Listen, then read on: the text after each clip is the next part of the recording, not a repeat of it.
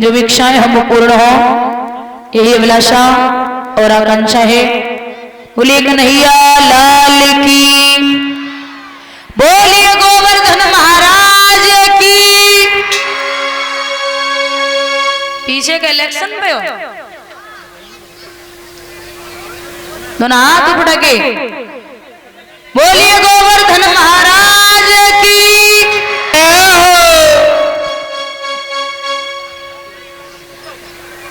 महाराज गोवर्धन का पूजन हुआ तो ध्यान देना बुजुर्गों, अब पानी कहां से आए? गोवर्धन का पूजन हो गया तो पानी कहां से आए? तो जमीन पे हाथ मारा है जहां से गंगा प्रकट हुई, जिसका नाम पड़ा है मानसी गंगा। भगवान की कृपा से जब वो गोवर्धन का पूजन हुआ है तो भगवान ने सबको प्रसन्न किया, लेकिन इंद्र जो है उसे पता चला कि मेरा पूजन नहीं हुआ तो उसने भयंकर वर्षा करवाई। जब वर्षा हुई है तो महीनों तक वर्षा चली। भगवान ने सबसे छोटी वाली उंगली पर, नख पर उस गोवर्धन पर्वत को 7 वर्ष 52 दिन की अवस्था में उठा लिया। कितनी उम्र थी भगवान की? 7 वर्ष 52 दिन की। जो गोवर्धन पर्वत को उठाया तो सभी ब्रज के वासी उसी गोवर्धन के नीचे पहुंचे।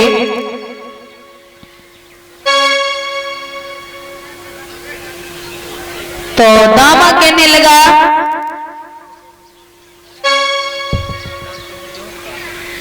कि कन्हैया, काफी देर से तुमने छोटी वाली उंगली पे गोवर्धन को रखो है, तुम वैसे छोटे हो तो अब ऐसा करो, थोड़ी सी उंगली हटाए दो, हम लाठी के सहारा से गोवर्धन को साधे रहे। हाँ भगवान बोले जे सही है, तुम लाठी को सहारा लगाओ, हम उंगली टेढ़ी कर रहे। तो जैसे ही भगवान ने उंगली हटाई वैसे ही गोवर्धन डगमगाने लगा। अरे मैया सोदा बोली कन्हैया जी तो पागल है, जगी बात में मत आवे, तू पागल मत बने, गोवर्धन को अच्छे से रोक ले।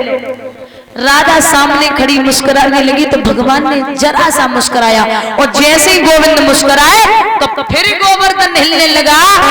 एकदम से दामा बोलो,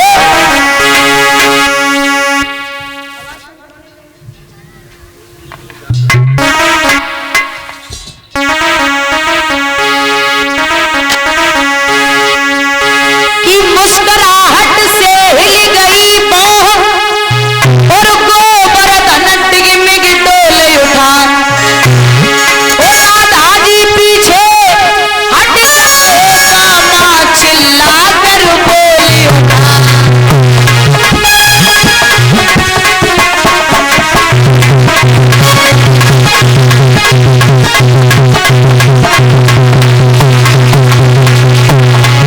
मुस्कुराने से हिल गई मोह,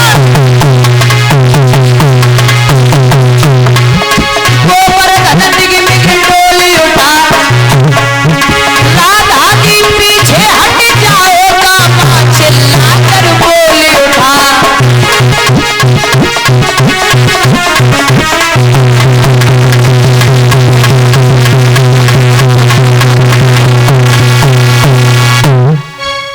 जवाब दिया, क्या कर रही हो? अरे एक तरफ हो जाओ, सब मारे जाओगे अगर गोवर्धन गिर पड़ा।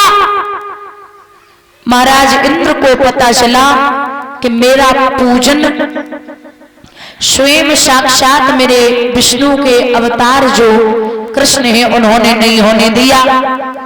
तो आज क्रोध शांत किया, वर्षा बंद की है। सभी ब्रजवासी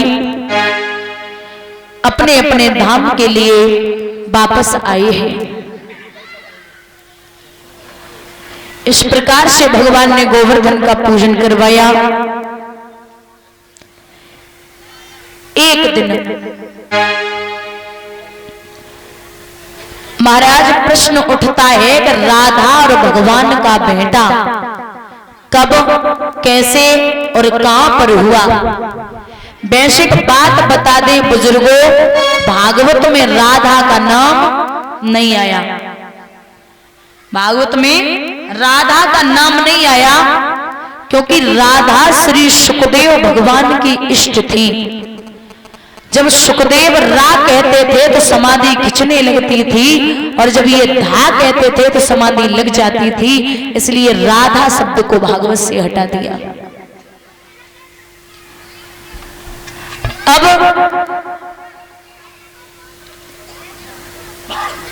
यदुवंश दर्पण में प्रमाण मिलता है कि जो राधा है ये भगवान कन्हैया से 11 महीना 15 दिन बड़ी है।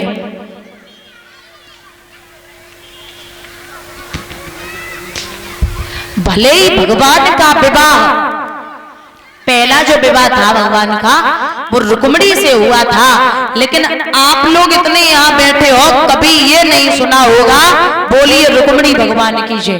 कभी सुना है? हमेशा लोग यही कहते हैं बोलिए राधा कृष्ण भगवान की। रुक्मिणी ने एक बार भगवान से पूछा कि हमें ये बताइए राधा में ऐसी कौन सी चीज है जो मुझ में नहीं है। तो भगवान बोले जाओ, चली जाओ, खुद ही देख लो कि राधा में ऐसी कौन सी चीज है। तो रुक्मिणी ने सुंदर से वस्त्र आभूषण धारण किए, 16 श्रृंगार करके राधा से मिलने के लिए चली।